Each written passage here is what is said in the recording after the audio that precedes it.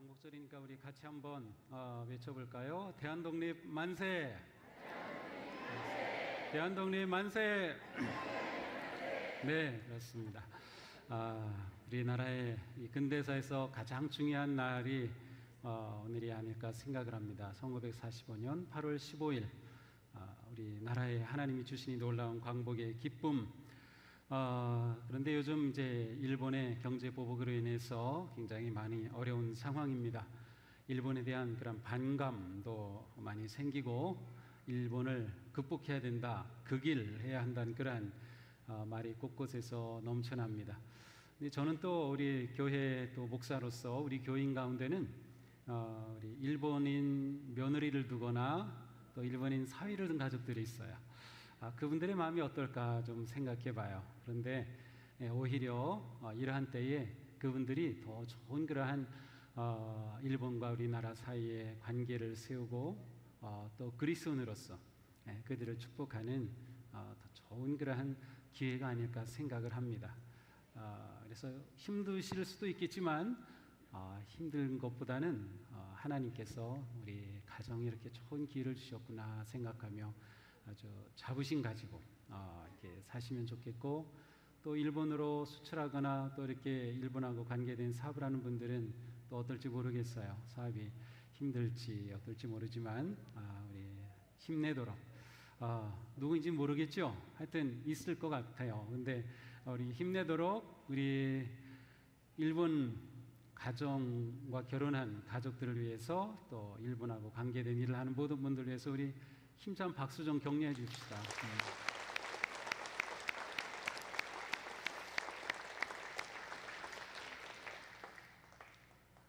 우리는 어떻게 보면 과거를 좀 너무 쉽게 잊어버리는 것 같아요.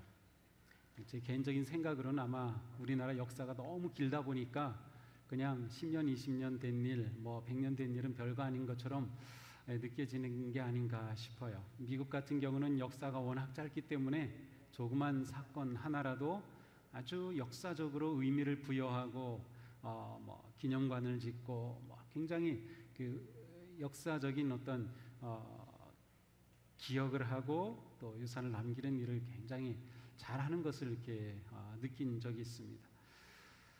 우리는 종종 우리의 과거를 그냥 너무 쉽게 잊어버립니다. 근데 물론 잊어야 할 과거도 있고 기억해야 할 과거도 있겠지만 우리의 광복과 같은 이러한 일, 또 우리가 36년간 일제 그러한 억압 가운데 있었던 이러한 역사들을 우리는 잊을 수는 없죠. 우리가 기억을 할 때 현재를 알 수 있고 또 미래를 향해 나아갈 수 있어요. 망각하는 개인, 망각하는 나라는 미래가 없다는 말이 그래서 나오는 거죠. 오늘 우리는 그리스도인으로서 지금 우리나라가 처한 이러한 상황, 특별히 오늘 광복 기념주의를 맞으면서 이러한 일들을 생각해 보게 됩니다. 모세는 신명기에서 이같이 이스라엘 백성들에게 말하고 있습니다. 나중에 너희 자녀가 너희 하나님이 너희에게 명하신 훈령, 규례, 법도가 무엇이냐고 너희에게 묻거든 너희는 자녀에게 이렇게 일러주어라. 옛적에 우리는 이집트에서 바로의 노예로 있었으나 주께서 강한 손으로 우리를 이집트에서 이끌어내셨다. 자, 모세는 이스라엘 백성들에게 너희의 과거를 자녀에게 말해주라고 말씀하는 거예요. 과거 애굽의 노예였던 너희를, 그리고 노예였던 너희를 하나님께서 강한 손으로 구원해 주셨다고 하는 그 사실을 자녀들에게 말해주라. 과거를 잊지 말라는 것입니다. 왜냐하면 과거를 기억함으로 하나님의 백성이라고 하는 정체성을 지켜갈 수 있었기 때문입니다. 그들은 그들이 과거에 어떤 존재였는지, 그리고 하나님께서 그들을 어떻게 사랑해 주셨는지를 기억함으로써 계속해서 그들은 하나님의 백성으로 세워질 수 있었습니다. 성경은 기억하는 것이 아주 중요함을 잘 보여주고 있습니다. 우리가 바른 신앙인이 된다, 건강하고 훌륭한 신앙인이 된다라고 하는 것과 좋은 시민이 된다라고 하는 것은 결코 떼어놓을 수 없음을 알아야 합니다. 신앙이 좋은 것과 좋은 시민이 되는 것은 연결이 됩니다. 근데 우리는 신앙생활을 잘하면 뭔가 좀 자꾸 분리된 것으로 자꾸 생각하는데 그렇지 않아요. 이 신앙생활은 사실 우리의 일상의 삶이고 국민으로 시민으로 살아가는 삶이기 때문에 그렇습니다. 예수님은 이 땅에 유대인으로 오셨고 유대 나라 백성으로서 유대 민족이 처했던 그러한 아픔과 고난과 절망과 어려움 가운데 그 모든 것을 함께 하셨어요. 예수님은 유대인에게 천국의 복음을 선포하셨고 그 민족에게 하나님의 나라를 선포하셨어요. 예수님은 유대인이 아닌 어떤 특별한 존재로 오신 것이 아니라 유대 땅의 유대인의 모습으로 오셨어요. 우리가 이 땅에 살 때 우리는 그리스도인인 한국인으로 삽니다. 이 두 가지는 연결이 되어 있어야 됩니다. 그리스도인으로서만 사는 것이 아니라 우리는 동시에 한국인으로서 살아가는 것이죠. 오늘 우리가 읽은 말씀은 하나님의 사람이었던 다니엘에 관한 기록입니다. 다니엘은 우리가 이렇게 생각하면 사자굴에 던져졌던 그 다니엘을 떠올리는데 그때 왕도 다리오라고 되어 있는데 그 왕과 오늘 본문에 나오는 다리오는 서로 다른 왕입니다. 시기적으로 아주 긴 그런 차이가 있습니다. 자, 오늘 본문에 나오는 다리오 때의 왕의 그때 다니엘이 한 책을 읽게 되었습니다. 다리오가 왕이 되던 첫 해입니다. 원년에 다니엘의 책을 통해서 하나님의 말씀을 보게 되었어요.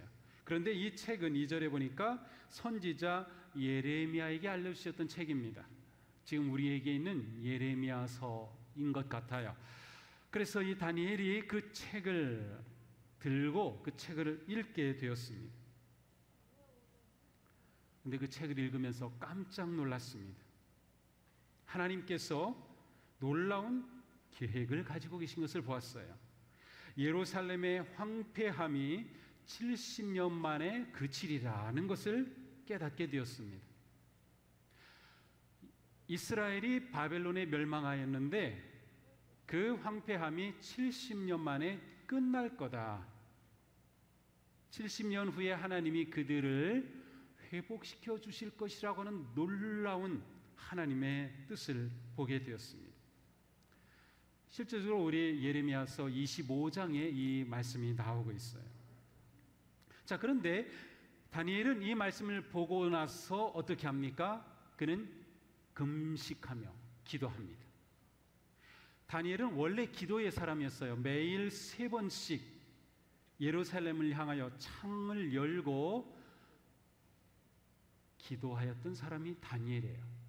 기도의 사람. 그런데 다니엘은 이번에는 그러한 기도에 더하기 특별한 기도를 시작합니다.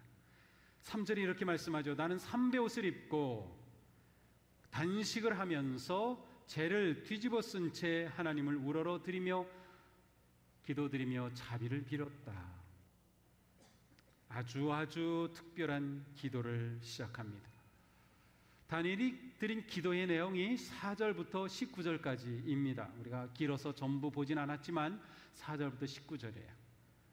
우리가 이 구절을 딱 따와서 들고 다니면서 나라를 위한 중보 기도를 그대로 해도 아주 좋은 그런 기도문입니다. 이렇게 시작이 됩니다. 위대하고 두려우신 하나님, 언약과 인자를 베푸시는 하나님, 우리는 못된 일만 하였고 비뚤어진 짓만 하였습니다. 하나님을 배신하고 몹쓸 짓을 하고 명령과 법을 어겼습니다. 그러면서 그는 계속 고백합니다. 지금 수치를 당하는 것은 죄를 지었기 때문입니다. 하나님께 반역하였습니다. 순종하지 않았습니다. 율법을 지키지 않았습니다. 우리가 죄를 지었습니다. 진리를 따라 살지 않았습니다. 그러나 하나님, 무너진 성전을 복구하여 주십시오. 하나님만이 주님이신 것을 보여주십시오. 용서하여 주십시오. 지체하지 마십시오. 다니엘은 하나님께 금식하며 간절히 기도합니다. 다니엘의 이러한 모습은 하나님의 백성으로서 어떻게 나라를 사랑하는지를 보여주는 나라 사랑 방식입니다. 우리가 위기를 만난 우리나라를 생각할 때 우리는 어떻게 나라를 사랑해야 할까? 그리스도인으로서 어떻게 나라를 사랑하지? 라고 하는 물음에 대한 답을 보여주고 있습니다. 무엇보다 하나님에 대한 우리의 신앙은 이 세상의 역사에 대해 바르고 깊은 눈을 가지게 합니다. 신앙인인 것은 역사의식을 가지는 것과 관계되어 있습니다. 참된 신앙과 역사의식은 연결되어 있어요. 왜 그럴까요? 하나님은 모든 이 나라, 우리나라뿐만 아니라 모든 나라 열방의 주인이시며 역사는 하나님께서 일하시는 자리이기 때문에 그래요. 우리가 하나님을 믿습니다라고 하면 하나님은 온 나라를 통치하시는 분이심을 고백하고 하나님께서 또한 역사 한가운데 일하심을 신뢰하기 때문에 우리가 하나님을 잘 믿을수록 우리는 역사의식을 가질 수밖에 없습니다. 우리에게는 이 역사의식이 분명해야 합니다. 실제로 오늘 본문을 보니까 다니엘이 조국을 위해 기도하게 된 역사적 배경이 분명하게 드러나고 있어요. 다리오가 바벨론의 왕이 된 첫 해, 그 해는 기원전 537년입니다. 유다가 바벨론에 멸망한 것은 587년이었는데 그 전에 다리오가 왕이 되었을 때 그때는 537년이었어요. 다니엘은 그 전인 기원전 605년에 바벨론의 포로로 잡혀갔습니다. 그런데 다니엘은 예레미야서에 이 말씀을 읽게 됩니다. 하나님께서는 황폐하게 된 지 70년이 되면 끝낼 것이다 하고 말씀하셨어요. 그렇다고 하면 지금 얼마 남은 거지? 이스라엘이 바벨론에 완전히 멸망한 것은 587년입니다. 지금 다니엘이 예레미야의 말씀을 보고 기도를 시작한 것은 537년이에요. 그렇다면 둘 중에 하나입니다. 다니엘이 포로로 잡혀간 것으로부터 계산하면 68년이 됐어요. 70년이 되려면 2년이 남은 상황. 만약 바벨론에 완전히 멸망한 날로부터 계산한다면 50년이 되었기 때문에 20년이 남은 상황이에요. 다니엘은 무엇을 보았는지 어떻게 계산했는지 모르지만 분명히 다니엘은 역사를 보고 있어요. 그렇다면 이제 얼마 남지 않았구나. 얼마 남지 않았으니까 어떻게 해야 돼요? 그냥 기다리면 되네. 하나님이 70년 되면 우리를 회복시켜 주실 거래. 다니엘은 그렇게 보지 않았어요. 하나님께서는 분명히 70년 후에 회복시켜 주시라고 했는데 그렇다면 지금 우리 민족은 어떠한 거지? 정말 하나님께서 우리를 회복시켜 주실 만한 준비된 민족인가를 생각한 거죠. 다니엘이 볼 때 그게 아니었어요. 아니, 이러한 상태로서는 하나님께서 그 뜻을 이루어 주실 것 같지가 않아요. 그대로 우리는 멸망한 채 그대로 버려질 것 같아요. 그래서 다니엘이 금식하며 기도한 거예요. 하나님께서 70년을 약속하셨는데 그 70년이 되기 전에 우리가 준비되어야지. 하나님께서 왜 우리를 망하게 하셨는지 그 이유를 우리가 아니까 우리는 하나님 앞에 돌이켜야지. 그는 70년의 기한이 가까이 다가온 것을 보았어요. 그리고 그는 기도를 시작한 것입니다. 그렇습니다. 우리가 역사의식을 갖는다고 하는 것은 다른 말로 표현하면 하나님의 마음, 하나님의 계획, 하나님의 뜻이라는 렌즈를 가지고 시대를 보는 것입니다. 하나님께서 어떠한 뜻을 가지고 계신지, 하나님의 마음이 무엇인지를 가지고 시대를 보는 의식을 우리가 가지는 것이죠. 지금 우리나라가 겪고 있는 이러한 아픔, 또 이러한 수치, 이러한 모든 일들, 지금 완전히 강대국에 둘러싸여 있어가지고 옛날의 우방이 더 이상 우방이 아닌 도대체 어떻게 해야 될지 지금 정말 어려운 상황 가운데 있어요. 이러한 때에 우리 그리스도인들은 어떻게 해야 할까? 이 상황을 하나님의 눈으로 보는 거예요. 하나님께서는 우리에게 무엇을 기대하실까를 보는 것이죠. 그리고 또한 하나님이 나라의 진정한 주인이시고 열방의 진정한 주인이시라면 하나님만이 이 문제를 풀어가신다. 하나님만이 이 모든 어려움의 길, 답이 되신다라고 하는 류관순 열사가 그러니 하나님만 의지한다고 말했던 것처럼 바로 우리가 하나님을 의지해야 함을 생각하게 되는 것이에요. 그래서 다니엘은 드디어 기도를 시작한 것입니다. 이제 조금 더 참고 기다리면 그날이 오겠지가 아니라 우리의 삶을 돌이켜야 되겠다. 우리가 아직도 버리지 못한 죄악이 있다. 하나님 앞에 회개하지 못한 이 모든 것들 하나님 앞에 돌이키고 회개해야 할 기도가 필요함을 그는 깨달았습니다. 그는 하나님께서 그 민족에게 계획하고 계셨던 그 뜻을 이루시기 위해 금식하며 기도를 시작합니다. 나라의 위기 때 기도한다는 것은 매우 중요한 일입니다. 우리가 지금 새벽에 에스겔을 보고 있는데 에스겔서도 마찬가지입니다. 나 여호와가 무너진 곳을 건축하며 황폐한 자리에 심은 줄을 알리라. 나 여호와가 말하였으니 이루리라. 주 여호와께서 이같이 말씀하셨느니라. 여기에서도 희망의 메시지가 있어요.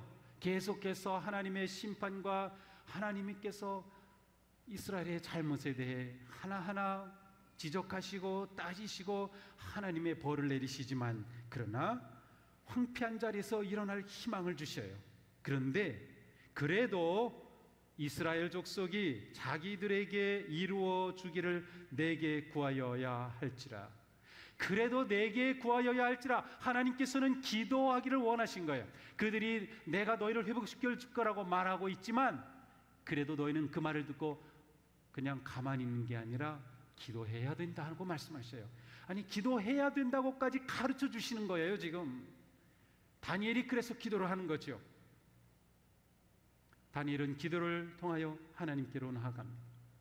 자, 이것이 우리가 나라를 사랑하는 아주 중요한 방식입니다. 위기가 닥치면 이 사회에 일어나는 중요한 특징 가운데 하나는 구호가 많아지는 겁니다. 구호가 많아져요. 주장이 많아져요. 그러나 세상에 구호가 넘칠 때 그리스도인은 기도가 넘쳐야 합니다. 우리에게는 지금 기도할 때가 된 것입니다. 나라를 위한 기도의 때가 된 것입니다. 구호와 선동에 흔들리지 아니하고 우리는 기도로 하나님 앞에 서야 할 때가 된 것입니다. 다니엘이 베옷을 입었습니다. 재를 뒤집었습니다. 그리고 그의 기도가 시작이 됩니다. 자, 그런데 놀랍게도 그의 기도에서는 회개의 기도가 나오는데 이렇게 시작이 됩니다. 우리가 죄를 짓고 잘못을 저질렀습니다. 우리가 하나님을 배반했습니다. 우리가 하나님을 떠났습니다. 우리가 이 다니엘이 어떤 사람이에요? 성경을 아무리 읽어봐도 다니엘이 잘못한 것을 찾아내기가 쉽지 않아요. 한번 집에 가서 읽어보세요. 다니엘이 무슨 잘못을 했는지 내가 그거 하나 찾아내가지고 내가 목사님이 잘 모른다고 하는 걸 내가 가르쳐 줄 거야. 한번 가서 해보세요. 다니엘서를 읽어보시든지 뭐 책을 보시든지 다 좋아요. 다니엘은 성경에 나오는 정말 특이하게도 흠잡기가 정말 힘든 그런 사람이에요. 그런데 다니엘이 하나님께 기도합니다. 우리가 죄를 지었습니다. 저들이 죄를 지었습니다. 제 백성이 죄를 지었습니다. 제 친구가 이 죄를 지었습니다가 아니고요. 자기를 포함시킵니다. 내가 죄를 지었습니다 라고 고백을 하는 것입니다. 나라가 위기에 처했을 때 그 위기와 고난과 아픔이 내 아픔인 것이에요. 그들의 잘못이 내 잘못이 된 것이에요. 내 문제가 된 것이죠. 이것이 바로 나라를 향한 진정한 사랑의 모습. 하나님께서 지금 우리에게 무엇을 기대하실까? 그것은 나라의 아픔을 내 아픔으로 여기는 것입니다. 울 때 함께 울어줄 수 있는 성도가 되는 것, 기쁜 사람과 함께 기뻐해 줄 수 있고 슬픈 사람과 함께 슬퍼해 줄 수 있는 사람이 되는 것, 그게 성도가 되는 길입니다. 우리가 지금 이 세상에서 지금 이 세상에 할 수 있는 중요한 일은 기도하며 아픔에 동참하는 것입니다. 내 아픔으로 여기는 것입니다. 이것이 매우 중요한 그리스도인의 특징이 되어야 합니다. 보세요. 나라가 위기에 오니까 어떻게 됩니까? 다니엘처럼 네, 잘못했습니다라고 말하는 사람 있던가요? 제가 잘못했다고, 저 사람 잘못했다고, 여당이 잘못했다고, 야당이 잘못했다고 다 그러지요. 지금 위기 때 세상의 방식이 그겁니다. 잘못을 상대방에게 뒤집어 씌워야 내가 나오는 거죠. 그런데 우리의 방식은 그렇지 않아요. 우리는 내가 잘못했다는 거예요. 내가. 하나님, 제가 잘못해서 우리 나라가 이런 어려움을 겪습니다. 우리가 그리스도에서 바르게 살지 못했기 때문에.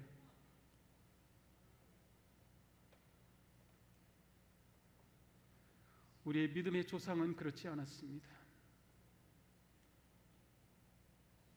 우리의 믿음의 조상은 기도할 때마다 내 탓이오, 내 탓이오라고 기도했어요. 일제강점기 동안에, 6.25의 그 아픔 동안에도 모든 그리스도인들이 내 잘못입니다, 내 탓이오를 기도하면서 나라를 위해 기도했기 때문에 그들이 진정으로 우리 민족을 위한 희망이 되었고, 이 땅에 교회가 아름답게 자랄 수 있었던 거죠. 그러나 지금 그 모든 것은 사라졌습니다.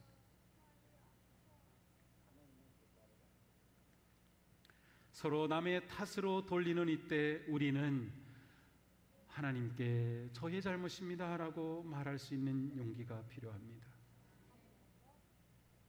교회는 또한 이 세상을 향해서 우리가 잘못했습니다 라고 고백해야 할 때입니다.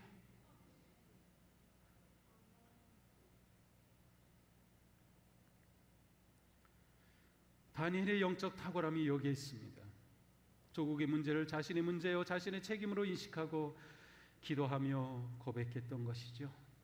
우리가 이 시대에 여전히 이 땅에, 이 나라에 희망이 될 수 있다면 그것은 바로 조국을 품에 안고 기도하는 사람, 이 문제를 내 문제로 여기는 사람, 이 아픔을 내 아픔으로 여기는 사람이 되는 것일 겁니다.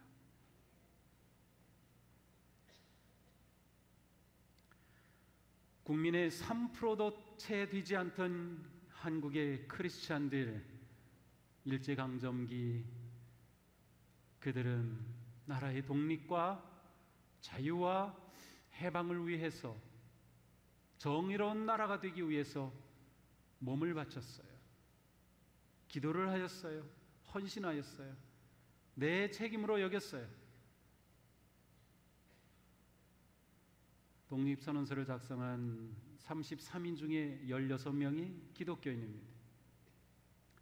기독교인 찾아보기 어려울 때, 물론 그 당시 교회는 전체 전국적으로 볼 때 가지고 있었던 가장 뛰어난 연락망과 조직 체계를 가지고 있었어요. 그러나 더 중요한 것은 우리의 믿음의 선배님들은 나라의 위기의 때에 하나님을 향해 나아갔고 나라를 진정으로 사랑하는 길을 알았고 나라의 아픔을 내 아픔으로 여겼다고 하는 것이죠. 그렇게 하나님은 우리나라를 구원하여 주셨습니다. 그렇게 우리나라를 살려주셨습니다. 그러나 지금 교회는 더 이상 이 세상에 빛을 비추지 못하고 있습니다. 긍정적인 영향력을 다 잃어버린 것이죠. 왜 그렇습니까? 우리가 교만했기 때문입니다. 우리는 다시 겸손해져야 합니다. 우리가 애굽의 노예였다는 사실을 우리는 기억해야 합니다. 하나님께서 은혜로 우리를 구원해 주셨기 때문에 내가 지금 산다는 것을 기억해야 합니다. 우리가 잘난 게 뭐가 있나요? 우리가 할 일은 그저 예수님께서 그러한 나를, 내 지은 죄를 보시며 내 탓이야 라고 우리에게 돌리지 않고 그것을 다 품으시고 십자가에 죽으신 것처럼 우리가 이 사회에 일어나고 있는 모든 죄악과 불의와 그 아픔과 그 절망을 부여잡고 내 문제로 기도하고 내 문제로 품어낼 때 우리는 다시금 교회의 빛을 되찾게 될 겁니다.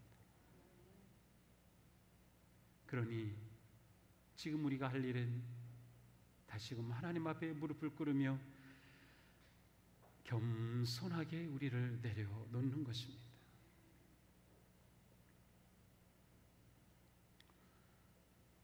일본은 지금까지 온갖 잘못을 계속해왔죠. 그들의 잘못을 전혀 인정하지 않습니다. 심지어 이제는 군사 대국의 야망을 키우고 있습니다. 독일처럼 철저하게 사죄하지도 않았습니다. 위안부 문제, 역사 왜곡 문제, 독도 영유권 주장, 경제적인 보복 전쟁을 일으키는 그들입니다. 이 앞에 우리는 그리스도인으로서 어떻게 해야 할까요? 사실 그들 가운데서도 바른 말을 하고 우리가 이래서는 안 된다. 그리고 지금도 여전히 한국 사람들에게 사죄하는 그러한 그룹이 있습니다. 그리고 그 중에 많은 사람들이 일본에 있는 그리스도인들입니다.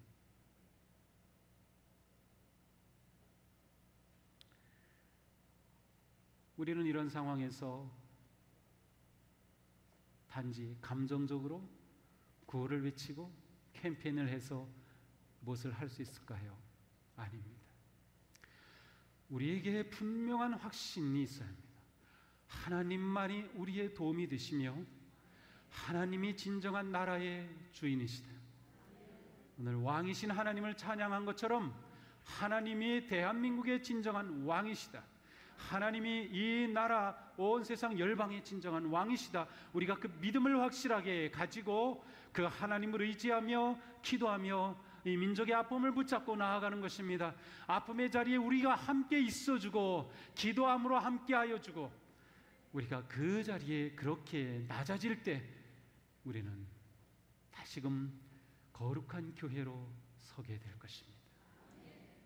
이곳은 우리 모두 정말로 살아있는 참된 그리스도인, 그리고 진정한 멋지고 훌륭한 시민, 그리스도인인 애국자, 우리 모두가 그런 모습으로 새롭게 결단하며 나아가는 복된 한 주간 되기를 축복합니다.